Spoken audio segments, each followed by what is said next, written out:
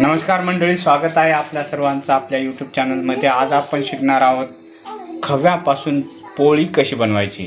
तर चला तर बघूया आज आपण पोळी कशी बनवणार आहोत। त्यासाठी आपल्याला काय काय साहित्य लागणार आहे आणि कशा प्रकारे आपण ते तयार करणार आहोत, किती वेळ लागणार आहे। तर सर्वप्रथम आपल्याला आवश्यक सामग्री काय काय आहे ते सांगतो मी तुम्हाला।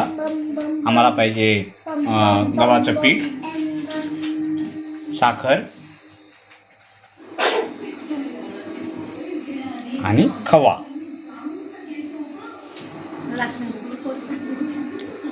आता आपण याला बनवण्याची पद्धत शिकूया।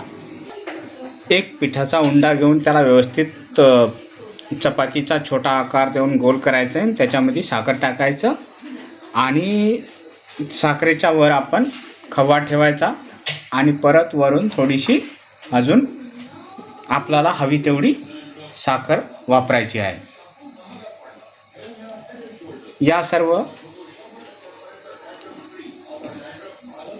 हे सर्व झाल्यानंतर याचा गोल आकार बनवायचा आहे आणि वरून कोरडं पीठ लावायचं आहे, जेणेकरून आपण लाटताना हे लाटण्याला किंवा पाटाला चिटकणार नाही यासाठी। आणि अशा प्रकारे असं हळूवार याला जास्त प्रेस करायचं नाही आहे, फुटण्याची शक्यता असते। हळूवारपणे लाटायचं आहे। झाला तेवढा गोल आकार देण्याचा प्रयत्न करायचा। आपण तवा अगोदरच गरम करून ठेवलेला आहे आणि आपण आता पोळी तव्यावर टाकलेली आहे।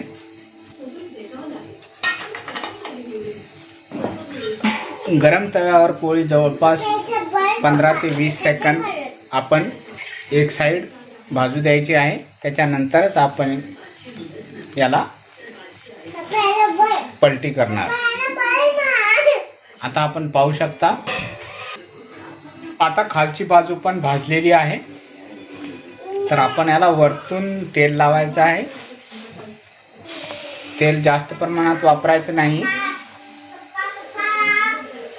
आणि दोन्ही बाजूला आपण रिफाइंड लावलेला आहे। पोळी छान फुगलेली आहे आपली।